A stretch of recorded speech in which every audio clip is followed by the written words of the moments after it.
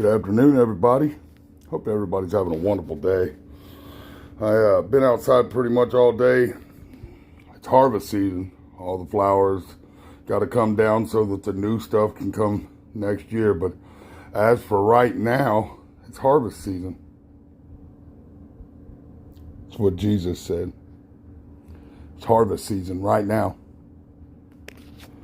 Jesus Christ is King. His creation is unmatchable.